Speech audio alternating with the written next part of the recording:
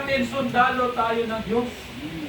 Hindi tayo daling mapaligaw sa ating purpose, sa ating pong loyalty sa ating Panginoong Jesucristo. Kahit ano pa kalaki yung mga suffering na mayroon tayo ngayon. The dedication of a soldier can be seen in his, number 2, priorities. Ano po yung kanyang priorities? Okay. A good soldier has no higher goal in the life than pleasing his commander. Amen. Bilang mabuting sundalo ng Panginoon o bilang isang sundalo, isa sa pinakamataas na goal sa kanyang buhay ay walang iba kundi mapasaya niya yung kanyang commander. Amen. Amen. Hindi na bali, hindi ko mapapasaya yung aking sarili. Hindi na bali, hindi ko mapapasaya yung aking pamilya. Yung importante ay mapasaya ko yung aking commander. Yun po yung prioridad ng isang sundalo. Amen. Kaya nga, pag tayo po ay tinawag na, especially Bible student ka na, Amen. at nandyan ka na ngayon, tinitraining ka, kalimutan mo muna yung sarili natin. Amen. Hello mga Bible student. Amen. Kalimutan muna natin yung ating pamilya. Amen. Yung unahin po natin yung ating Panginoon. Amen. Kasi po yung ating commander. Amen. As a soldiers of the Lord, pleasing God ought to be the first in our priority. Kaya nga sa verse number 4, no man that warreth entangleth himself with the affairs of this life. Panginoong Jesucristo ay hindi dapat tayo naghahalubilo sa mga bagay dito. Can be seen, number 3, in his PP. Bibigyan po na. A good soldier does not collaborate with the enemy. Amen. Amen? Amen. Bilang mabuting sundalo, hindi po tayo nag-collaborate. Okay? Ibig sabihin, makipagtulungan sa ating pong kalaban. Right. Sino po yung ating kalaban? Alam natin yan, si Satan. Amen. Right. Alam, gawa po yung gawain ng Panginoon. Pero pag araw ng Lunes hanggang Sabado, daig pa natin ang demonyo. Anong sabi dyan? Awitin yan eh, plastic Christian. Amen. So kung sundalo tayo ng Diyos, okay, yung devotion po natin, hindi po tayo nakipag-collaborate sa kalaban. He is like a roaring lion, Amen. seeking whom he may devour. Amen. Kaya nga sabi ni Apostle Paul, I can do all things through Christ, which strengtheneth me. Amen. Because in reality, sabi ni Jesus, for without me, ye can do nothing. Amen. Minsan sabi natin, gusto ko magiging katulad niya na pinagpala, gusto ko maabot ko rin yung ganitong klaseng hangarin ko. Gusto mo pala?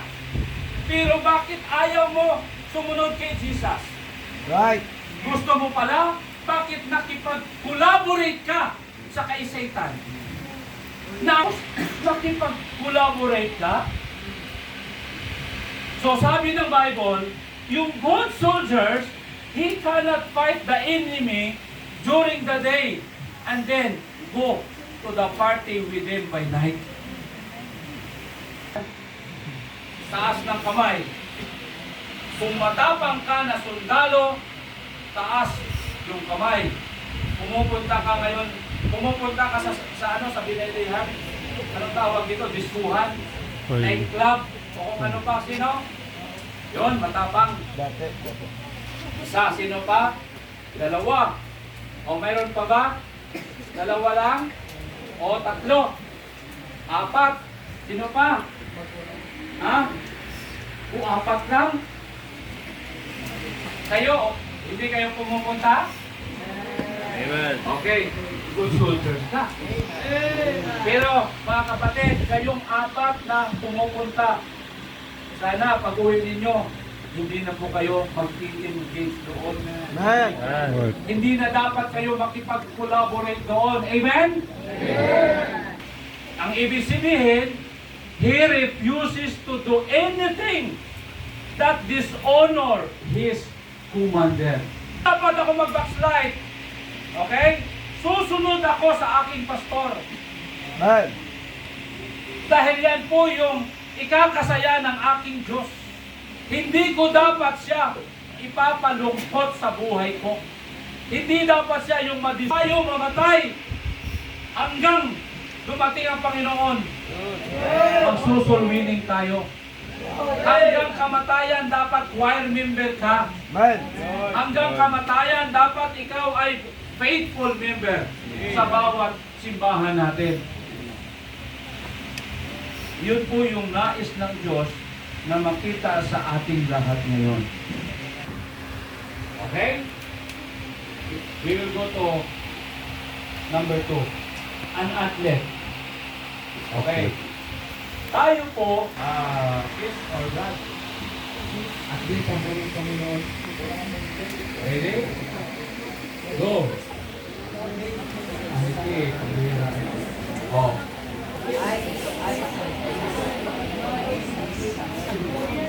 Sabi ng mga lalaki sa kanyang kapatid lalaki, Sis, atleta ka ng Panginoon.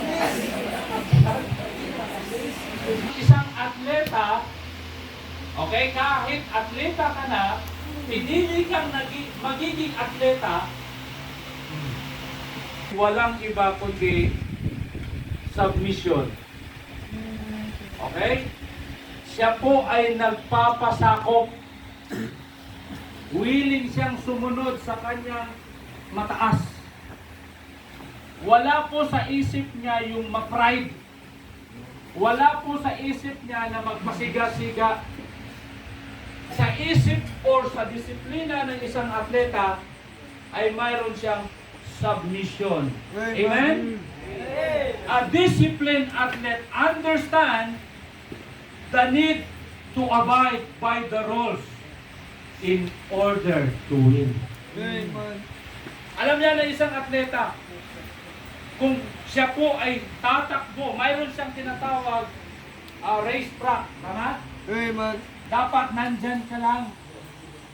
Kasi, kung wala ka dyan, nag-shortcut ka, walang selby yung pagtakbo mo. Right. We must abide lawfully. Isa yan sa mga disiplina ng isang atleta. Kaya mga kapatid, bilang Kristiyano na young people, palagi natin isipin, there is no shortcut in success. Amen. Kung nais mong pagpapalain ka ng Diyos, maging matapat ka sa Diyos. Because the Bible says, a faithful man shall abound with blessings. Amen. Minsan, nagmamadali po tayo sa blessings. Right. Hindi tayo ang may hawak ng blessing. Yung blessing ay hawak to ng Diyos. Amen. Good and perfect gift is from God. Amen. Sa Kanya ka lumapit. Right. Siya yung sundin mo. Amen. Yung Kanyang kaparaanan, yung sundin natin. Yung kaparaanan mo, minsan yun po ay ikakapahamak mo. Right. Pero mga kapatid, sasabihin ko sa inyo, okay? More than 30 years na ako sa aking Christian life. Pag sumunod tayo sa ating Panginoon, hindi tayo dadali ng Diyos sa ikakapahamak natin. We must abide to the rules. Isa yan sa disiplina. Sa verse number 5, makikita po natin. Okay? And if a man also strive for the masteries, yet he is not crowned, except he strived lawfully. Okay? So, ito po ay mai-apply po natin sa ating tinatawag coach. Bawat atleta may coach yan. Tama? Amen. Sa basketball, may coach yan. Right. Kahit nga sa billiard, kahit nga sa takbo, sa boxing, at nakadepende, no? Yung panalo ng isang atleta sa coach. Right. Kahit sa basketball, Amen. lahat na manlalaro ay magaling. Pero minsan, pag ang coach ay hindi magaling, talo pa rin. Amen. Yung coach sa buhay natin ay walang iba kundi ang ating pastor. Amen. Yung ginagawa ng coach, titingnan niya yung kanyang atleta. Siya po yung nagko-correct. Mali yung ginagawa mo. Dito ka. Ito yung maganda mong posisyon. Okay? Ito ang gagawin mo. Huwag kang masyadong maging buhaya. Mag-rebound ka lang. Ako lang yung magtera. Siya yung dapat mag-screen. Yun yung ginagawa ng coach. Right. Alam mo kung susundin ng mga players yan, champion. Nananalo. Amen? Itong tatandaan po natin, spiritually speaking, our pastor is our coach. Amen. Yung pastor yung nakakita kung saan ka dapat ilagay. Kung ilagay ka sa kusina, do it lawfully. Strive lawfully. Amen? Kung ikaw ay ilagay sa pulpito, do it lawfully. Amen.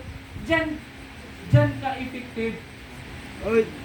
At sa isip ng isang atleta, hindi lang dapat ako ang makapag-goal. Hindi. Isang team po tayo. Amen. Iba-iba yung function natin. Amen.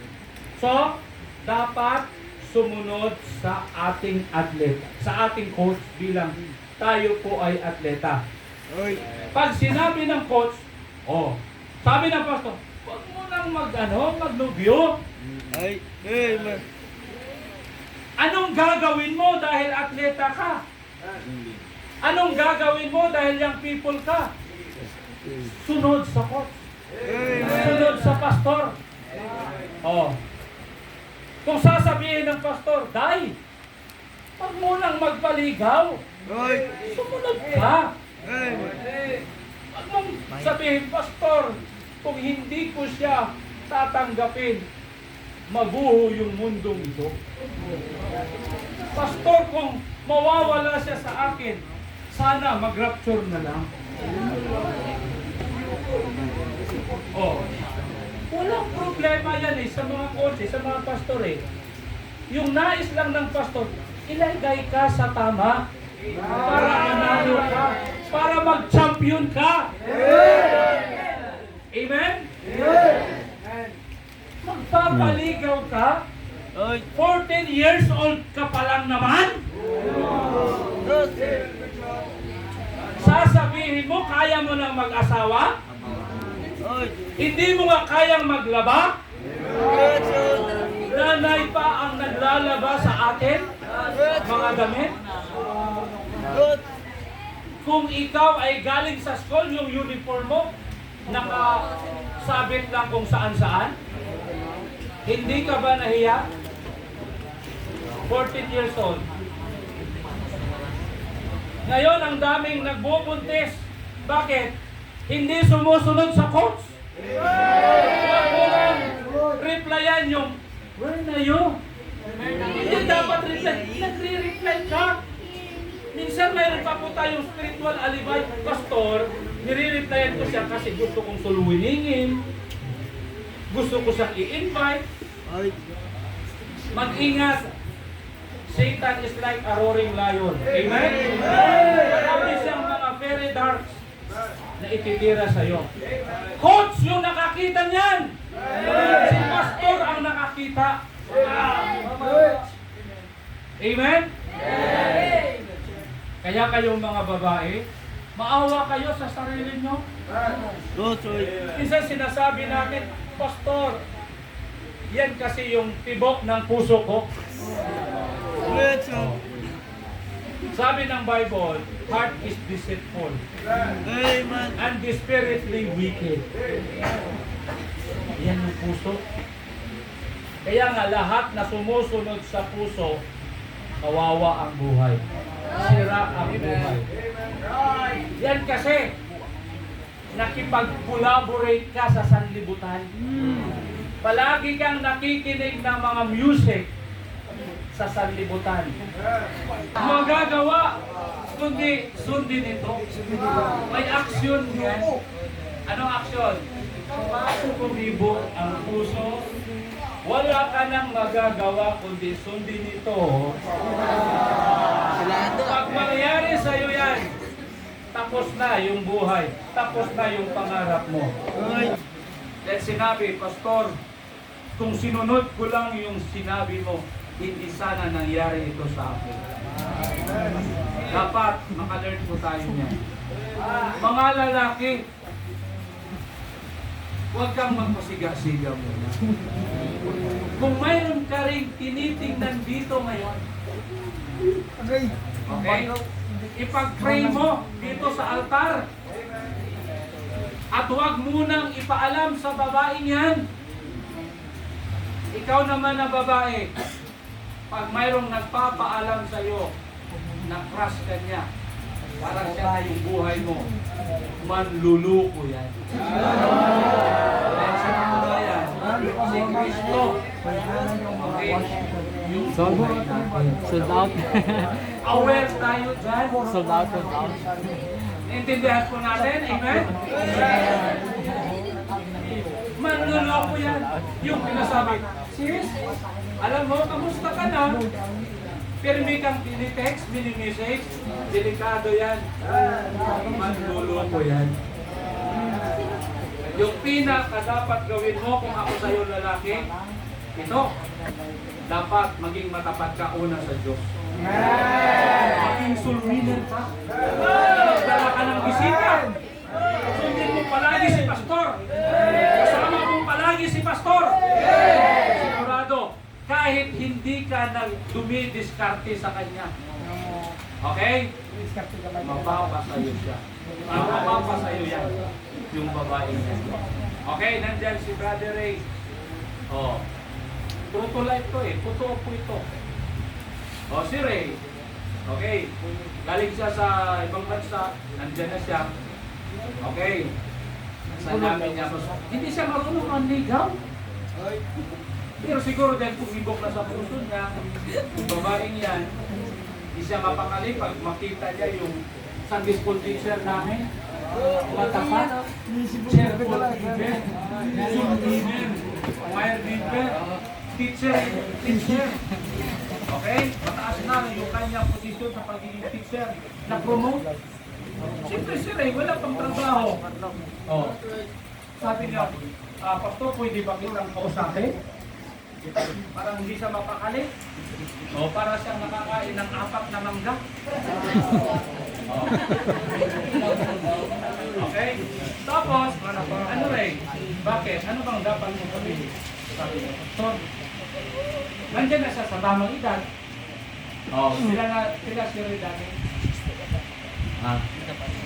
Isa lang. Sila edad mo? 32. Nasa tamang edad? Okay, sabi niya, Pastor, meron akong nagugustuhan. Oh. Pero Pastor, hindi ko kaya. Kaya Pastor, tulungan mo ako. Ano bang dapat kong gawin? Yun yung sinabi ko kanina. Sabi ko lang kay Ray, huwag mo siyang lapitan. Kasi pag lapitan mo na, pag lapitan mo yan, at least yan, mabigo ka. Oh, mag-pray ka muna sa Panginoon. Maging soul winner ka. Magdala ka ng maraming bisita. Magkaroon ka ng bunga sa spiritual life. Ginawa ni Ray. Okay, nung nakita ko, nandyan yung katapatan, sumusunod sa akin. Sinabi ko yung babae, Ma'am, meron pong nagtitell sa'yo. sabi ni Mama, ganun ba pastor? Yung babaeng yan ay parang napaka-disente yan. Hindi siya galing maraming lumiligaw sa kanyang co-teacher niya, pero ayaw niya. To make a long story short, sabi ko, dapat, sabihan mo na yan. Consider mo na siya na yung kabiyak ng puso mo. Amen. Sabi ng babae, ito ba yan, pastor? Pero sabi ko, kung hindi ka pa ready, pag-pray mo sa Panginoon, kasi kung walang tumitibo, kung hindi mag-spark ka, okay? Hindi yan yung lalaki ba, na lalaki para sa iyo. Pero, ako mismo yung sa ligaw. Basta na sila sa puso mo. Pastor mo yung ang 10%. Hindi niya kinakausap yung babae. Okay, pambihira. After 3 months, ilan ang percent mamahan? Pastor, 80%. Okay, 80% na? Pasado na. Bago na yan. Tinawag sa office. At sinabi, Ray! Okay, sabihan mo na siya na I love you. Hindi marunong mag-I love you. 2 years old, hindi marunong mag-I love you. Samantala ikaw, 12 years old, may jowa ka na. Nakapulok. Kasi dapat niyang i-overcome yung fear. Okay. Kasi sabi ng Bible, perfect love. Ano niya? Dalagang si Burnok. Sinabi. Okay, sabi. Sinabi niya, Mama ha, I love you. Papagandahin ko naman. Para yung 80% maging 100%. Pinaganda niya yung I love you. Paano niya i-pronounce? Sabi nga niya, I love you. Doon nag-100%. Okay? Nung sasabi, ano yung response mo, Mama ha? Sige, Ray. Okay? Tinatanggap ko na yung I love you mo. Pero hindi pa nagtapos dyan. Sinabi ko, kung totoo yan, doon sa simbahan, sabihin mo. Tinatawag ko, doon sa harapan ng mga miyembro. Sabi ko, Mama, punta ka dito. Ray, punta ka. O, sabihin mo na, nandyan yung nanay ni Mama na siya. Kala nila may kasalanan. Pero sabihin mo na, Ray. Sabi ni Ray, Mama, I love you. Okay, sabi ko, magsimula ngayon, si Ray at saka si Maha, mag-boyfriend and girlfriend. Yun lang yung sinabi niya. Huwag na ang mga sinabi, sabi ni Maha. Okay? At sabi ko, ready ka na? Pastor, ready na ako. Ilang months na preparation? Ray? Ha? Ilang ka na? 1 year. 1 year preparation. Nag-alaga ng baka, ng elepante, ng krokodil. Nag-prepare. Kasal. Ngayon, masaya sila. Meron na silang nabiling lupa. Nagpatayo na sila ng bahay. Wow. Okay, pero first story pa lang kasi second story yung lupa. At masaya sila na naglilingkod sa Diyos. Amen. Ikaw, nag-underground pa? 14 years old ka pa lang naman. Ready ka na? Sunod sa court. Ako, siyempre, bilang lalaki, okay, at wala pa ako dating kumbaga girlfriend, umatin sa young people, sa camp, tinitingnan ko mga babae, wala akong nakita na parang nakapag-spark sa puso. Pero nung ako po ay sa Bible School, nakita ko si Mrs. ko. Oh. Pero doon sa Bible School, bawal talaga. Pero pastor, paano nag-spark? Paano mo napansin si Ma'am Rosela? Katulad din ito, sa youth camp din yun. Oh. Yung delegates doon ay umaabot sa 300 plus. Yung mga babae umaabot sa mga 100 plus ng mga babae. Tiningnan ko, sabi ko kung saan ba dito yung aking magiging. Oh. Tiningnan ko yung mga babae, walang mga ulo. Isa lang yung may ulo. At yun ay si Ma'am Rosela. Ikaw, Abe, pag maghanap ka, lahat, kung pwede, ang kinin mo, ang kinin ko lahat. Isa lang, sabi ko, bakit pala lahat ulo to? Isa lang. Yun pala, isang pabiyak ng puso ko. So, tandaan mo, kung nakita mo yung mga babae dito, okay, na walang ulo lahat yan, wala yan yung pabiyak mo, ha? Amen? Okay. So, mayroon pong mga pambihirang love story namin. Can you imagine?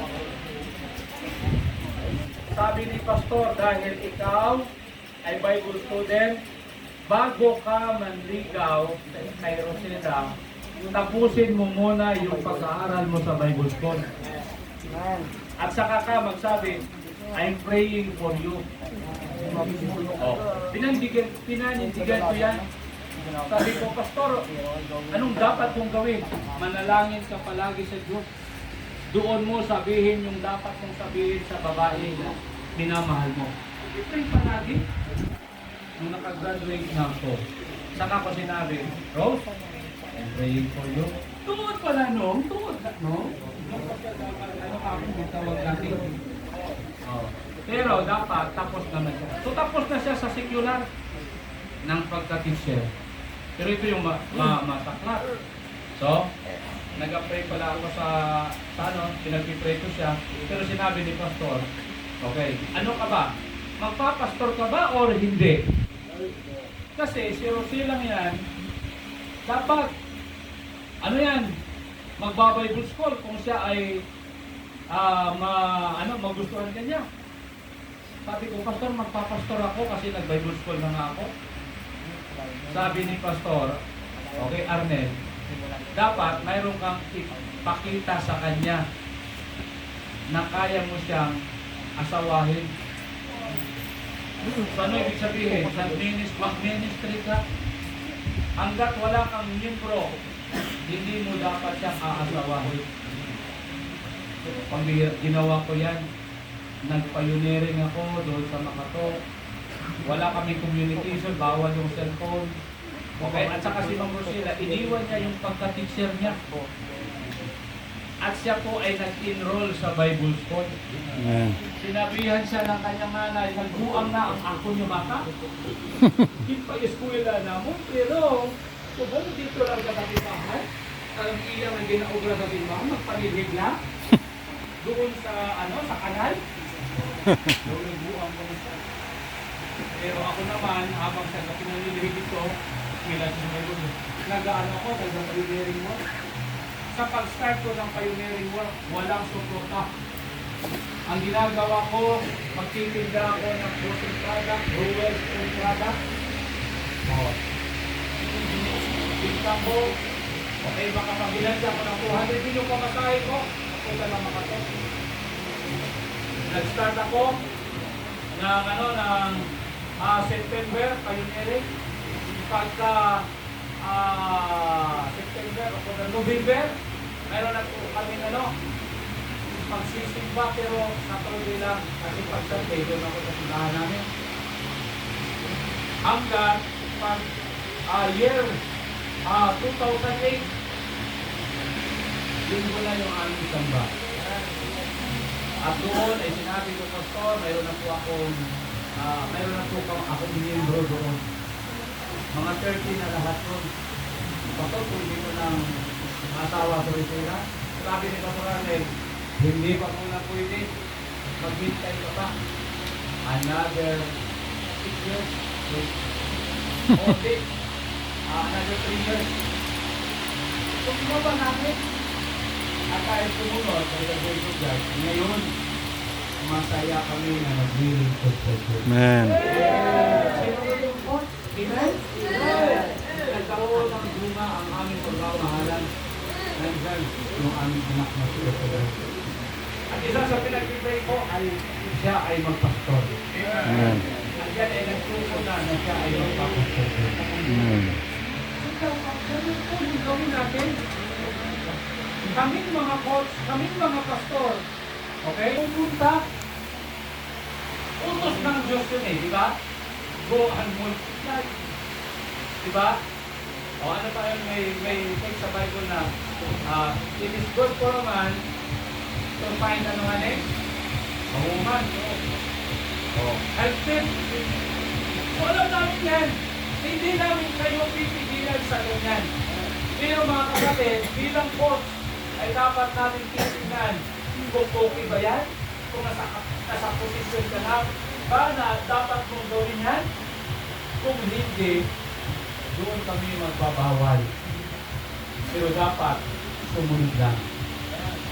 Okay? Amen. Hindi ka makatungkulan na ibinigay ng Diyos Right. na ikaw ay bantayan. Amen. Alam mo, magbantay sa inyo, hindi po madali. Sa katunayan, okay pa magbantay sa 10 anwang Karabaw. kaysa sa isang young people. Pero tinitiis namin yan dahil yan po yung katungkulan na ibinigay ng Diyos sa amin. At pag yan ay gawin mo at sundin mo, hindi yan sa ikakapahamak mo. Right. Amen? Right. Masyado si Pastor, dinabatayan ako. Ano ba? Din ako ni Pastor?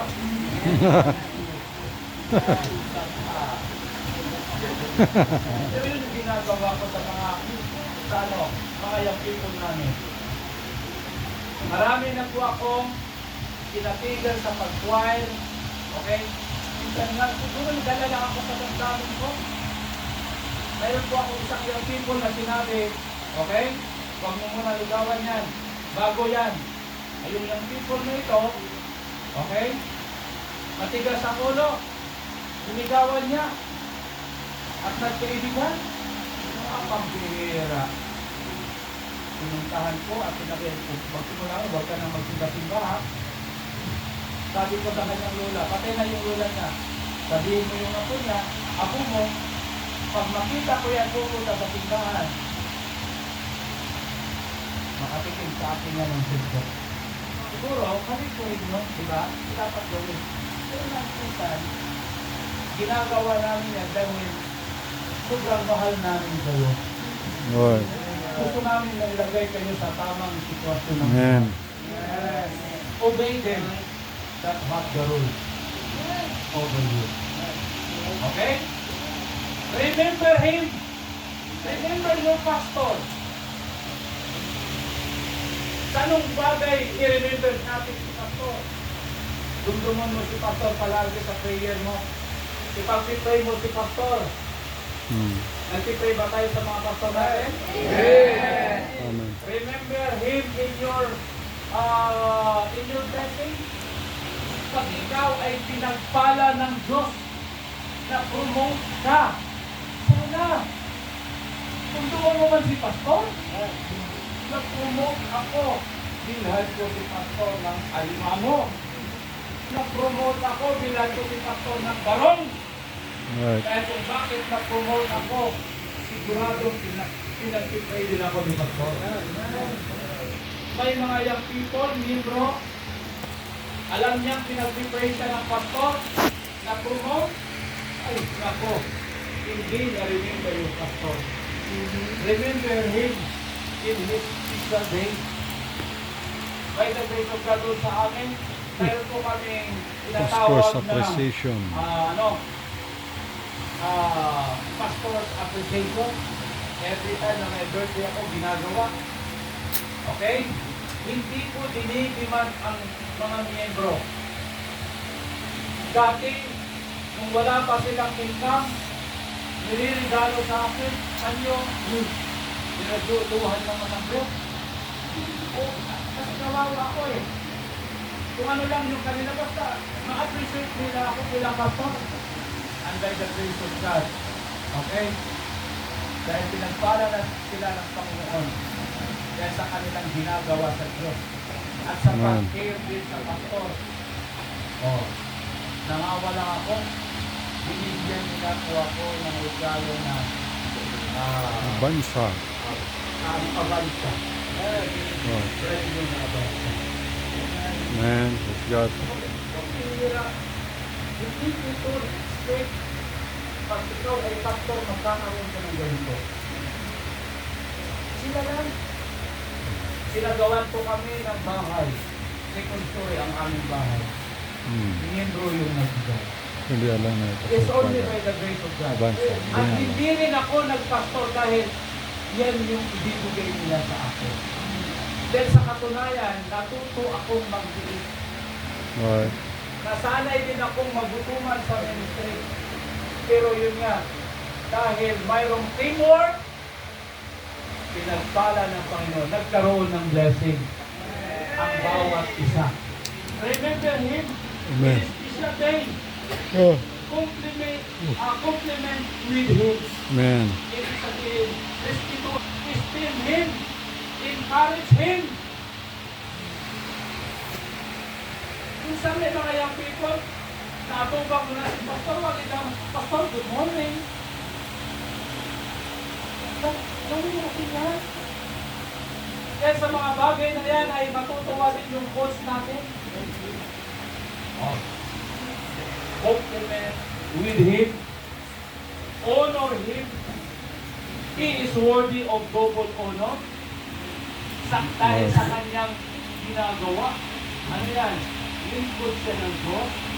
Binigyan siya ng otoridad ng Panginoon na kayo ay babantayan. Yun yung dahilan na dapat siyang i-honor. Identify with, isa lang yung tatay natin. Okay. Hindi natin tututin, sana yung pastor ko, ay si Pastor Dini Abante. Sana yung pastor ko ay katulad ni Pastor Edawina. Hindi mo lang naiintindihan. Baka kung ikaw, Pastor, membro ka ni Pastor Dini Abante, 1 month ka lang, backslide ka na. Pasalamat ka, dahil pastor ka, yan ay akma na para sa iyo. Yan yung ibinigay ng Panginoon na karapat dapat na magbantay, mag-correct, mag-report sa iyo. Huwag natin i-prepare. Sana yung pastor ko ay Pastor Alito na na. Hindi. Sana yung pastor na ito ay si Pastor Jones. Ang bait-bait talaga. Sana hindi Pagtulog. Sana hindi pastor ko si Pastor Saga. Walang ganun dapat. Oo. Yun.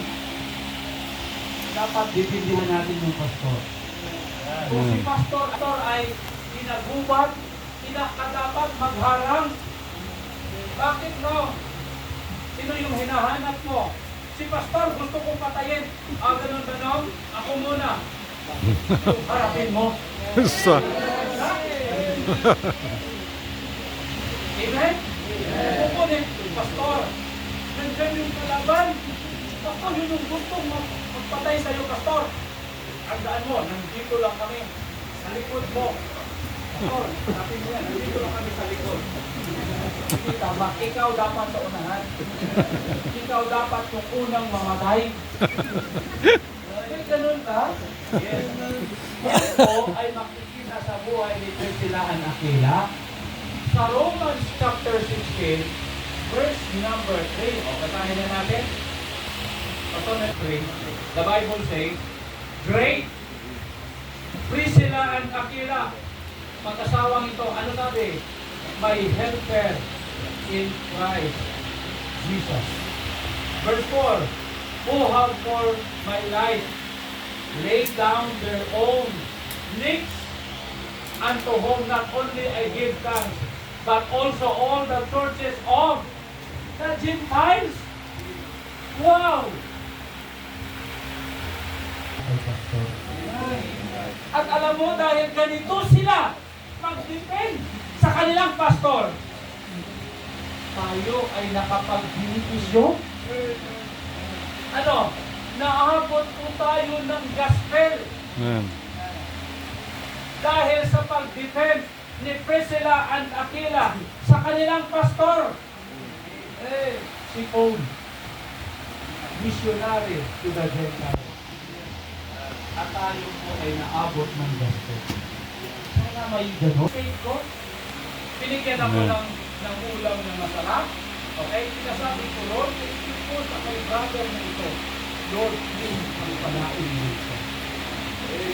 Lord, thank you po sa matapat ng milyon. Pagpalain mo siya. Pero, ako, hindi blessing ang hinihingi. Lord, ikaw na lang ang bahala sa kanila. Sa Old Testament, kalbo-kalbo. Ano sabi ni Elijah? Ako nga mga bata, haway ka mo respeto? Oo. Bakit sa bata? Patay din sila. 53. Kay Mose, magulang or mga tigulang. Sa Amon, may duta, may duta sila. Hindi, wala nila ginatanuman. Pambira, namatay lang sila, aluluol. Pero ang tigulang ini, mahugot, nagpananom siya sa niyog. Damo ayat para ng niyog, damo ang gitanom niya nga kawayan. Subong, nag-i-enjoy siya sa bunga. Ang mahal pa naman ng butong. Pag-Boracay. Magkano nga Pastor Joyce ang isa? Kasi 100. 100,000.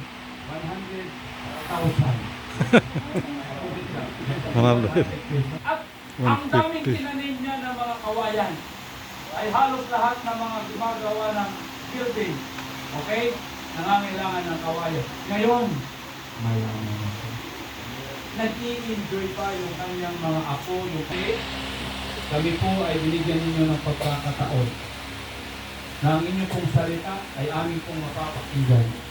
At totoo nga, Panginoon, buhay ang inyong salita.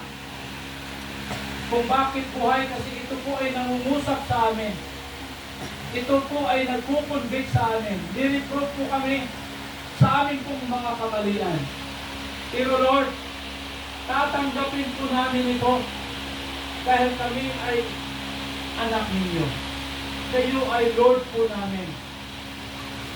Kaya Lord, sa oras na ito, hinihiling ko, Panginoon, na mangusap ka po sa bawat isa sa mga young people na ito, na dapat naiintindihan po namin na kami po ay mayroong buhay sa mundo ito na hindi po easy na klaseng buhay. Dahil tulad po kami ng isang sundalo. Mayroon po kami dalaga. Tulad po kami ng isang atleta na dapat disiplinado po kami para manalo. Katulad po kami ng farmer na dapat mag-labor po kami at magtanim po kami. Kapatid, sa oras na ito, okay, lahat tayo ay tumayo. Please all stand up. Tayo po